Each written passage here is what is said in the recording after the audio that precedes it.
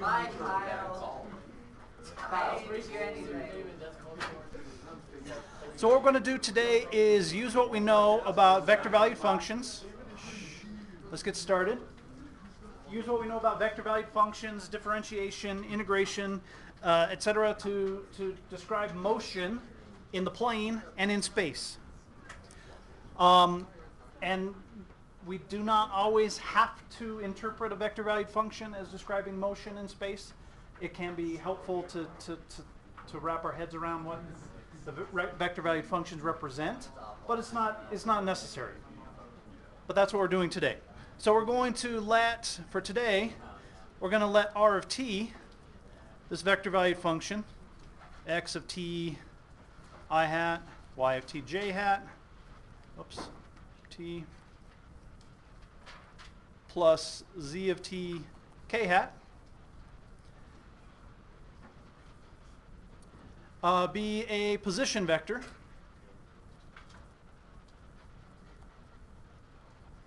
and t is time. So our parameter is time. So r prime of t then would give us, if this vector is a position vector, what would r prime give us? R prime is going to give us a velocity vector.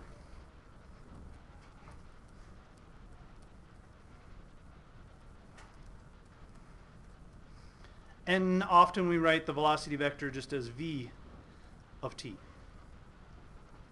And we know that v of t is tangent to r of t at particular value of t and points in the direction of increasing parameter. So that would be in the direction of motion. And then our double prime would give us what? Acceleration.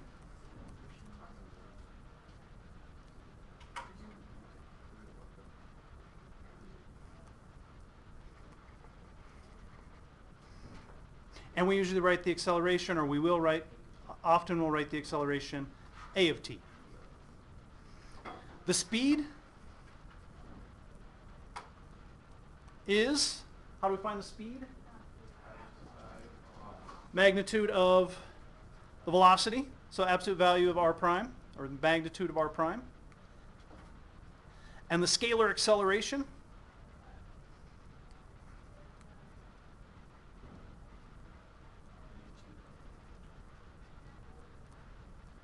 is the magnitude of r double prime.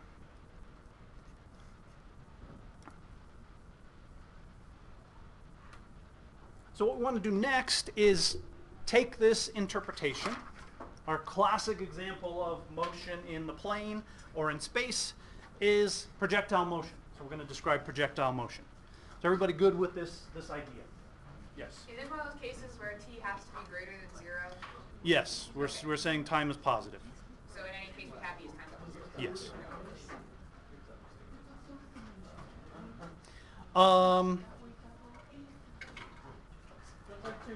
And I guess I'll add a caveat there. It depends on how the situation is described. Because you can say time equals 0 is the time, say, when the projectile is at its maximum height. And then time negative time would be time after that or before that.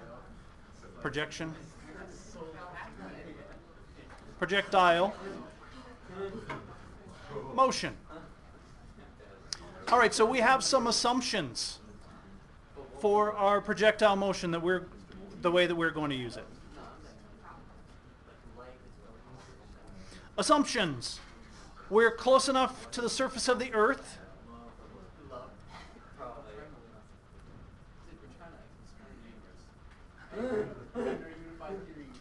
and close is a relative term. It depends on the situation. It depends on how accurate you want to be. We're going to consider it flat. Flat, baby! Yeah. Now we're talking about some real science.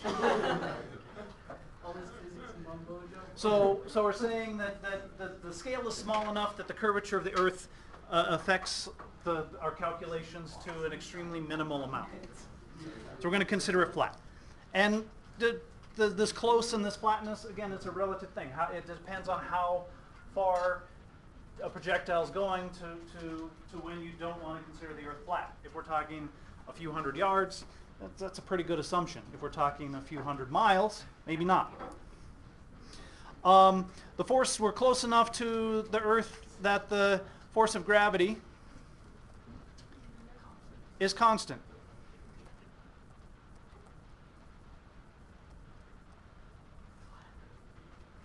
And we're also going to ignore, our projectiles are small enough that we can ignore air resistance. So the gravity is the only force.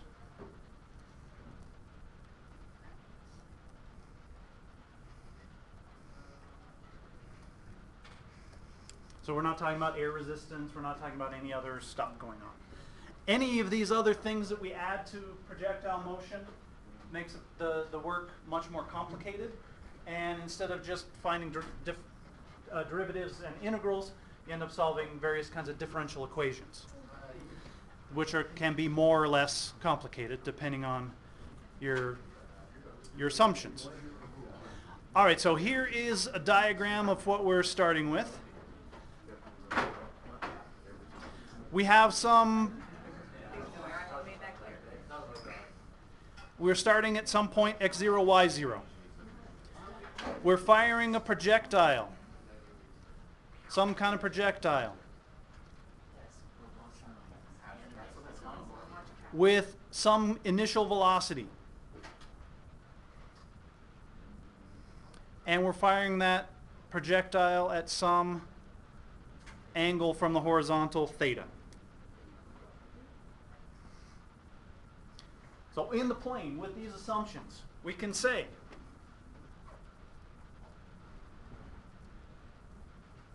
that our double prime of t, the acceleration, is just negative g, j hat, where g is acceleration due to gravity.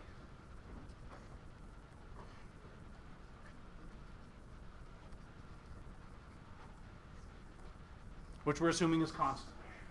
In metric units, 9.8 meters per second squared. In imperial units, 32 feet per second. And we're going to say that R0, our initial position, is the vector x0, y0.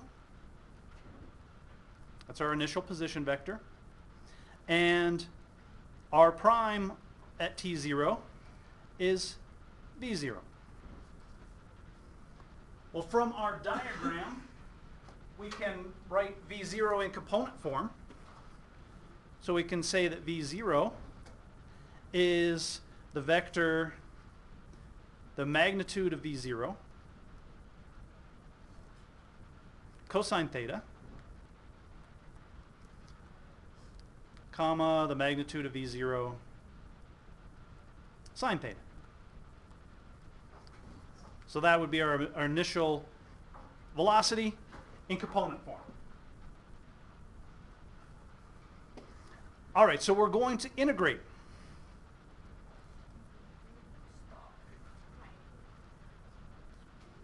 So we're going to integrate this quantity once to get our, so if we integrate our double prime, what do we get? R prime. So we get R prime is negative g t plus a constant of integration. And our constant of integration is C1.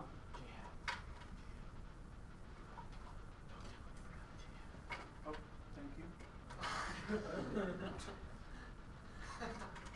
Well, in this case, what's this constant? How do we figure out this constant? V0 is this thing. So we can, C1, so I'm going to say at t equals 0, our constant of integration is V0. So that initial velocity gives us our first constant of integration. So I'm going to write this out. R prime, our velocity at any particular time with projectile motion is the magnitude of V0 cosine theta I hat plus this quantity magnitude of V0 sine theta minus GT J hat.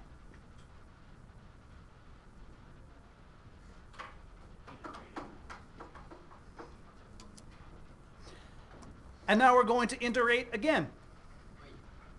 Because what we're interested in is finding a vector valued function that describes the position of this projectile. So we integrate velocity and we get position. So R of t equals the magnitude of E0 cosine theta t I hat, and then we get a nice expression here, plus magnitude of V0 sine theta t. Whoops, thank you. Minus GT squared over 2 J hat, plus our second constant of integration. I'm going to say plus C2. Because that doesn't vary with time. We're integrating with respect to time. Our second constant of integration, how do we find that? No, we have x0, y0. We have position at t0 is x0, y0. So at t equals 0, our second constant of integration is the vector x0, y0.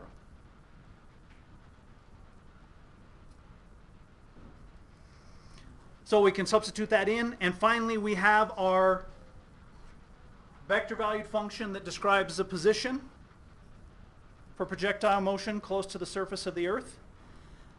R of t is going to be x0 plus this nice V0, magnitude of V0, cosine theta t. Oops, that should be square brackets.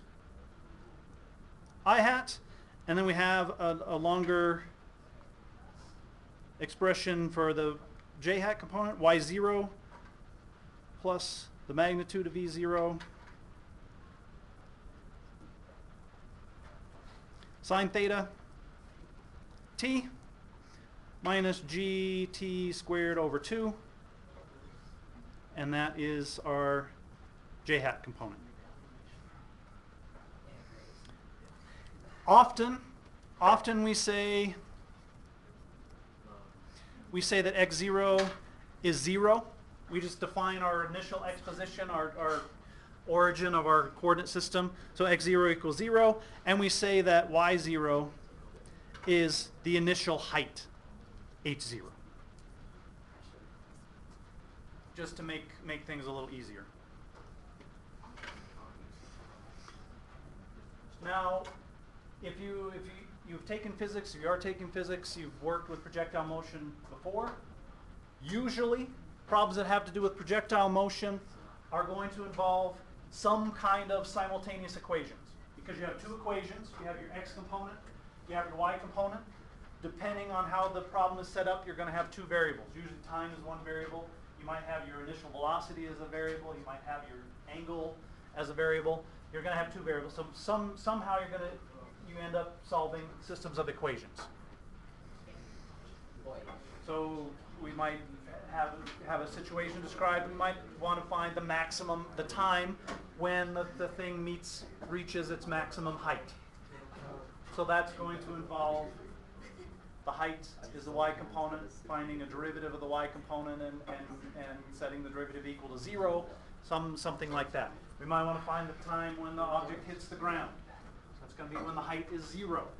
You might want the range when the object hits the ground. That's x value when the height is 0. The four equations of motion still work. Yeah, like can we use that? The what? The four equations of motion. They're right here. Okay. This is exactly the same thing. So many more. Yeah, but this is the calculus version of the four equations. We use See, the algebra version. The four equations of motion are just this taken apart, so you don't have to think about it. Exactly. So can we use I don't that? have to think about things. I think if we remember them, it's all over. Yeah, just remember them and use that. I mean, they're not. Put them on my note card. We got one that. All right, better question. Will we get points taken Better off? question if we use that. And we illustrate correct use. Here's what I will say. If you can show me how the equations of motion come from this, then you can use the equation of motion. All right, get on it. Okay. How about we don't do that? What's that? How about we don't do that? And I don't mean go on a website and print out a page and say, here's how it works. If we can do a proof for them, can we use them? Can it be done and then make it easier? So the other one piece that I want you to be careful with projectile motion is often a kind of a classic problem with projectile motion is find the maximum height. So the maximum height, a lot of times the students say, oh, the maximum height is right in the middle. That is only true if the situation is symmetrical. Because sometimes you end up with something that's like this, and the motion is described like that. The maximum height is not in the middle. The maximum height is when the maximum component of the maximum of the at the maximum of the y component. The velocity, you can set the velocity equal to 0. That's also true. But it's where the y component is maximum. dy dt equals 0. That's good. Hmm? It's when dy dt equals 0. Yes, dy dt equals 0. That would be the time for the maximum height. Alrighty. So be careful of that. That's a mistake that I see frequently. Careful. I don't need to be careful. I already have 300%. All right.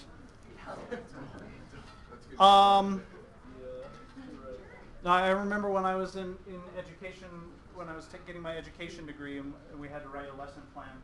And I remember talking about the equation, coming up, doing a lesson on the equations of motion from this. And I know it's relatively straightforward, but it's not just plug and chug straightforward. Cool. All right, so our homework. Wait, what? Hold up. No way. Hey, bro. So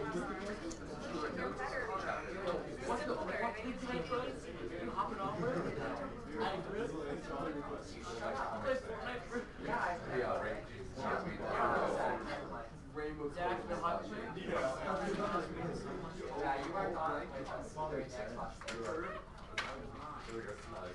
all right, there's the homework. But what we're going to do is an activity. So let me get this set up, and I will describe our activity.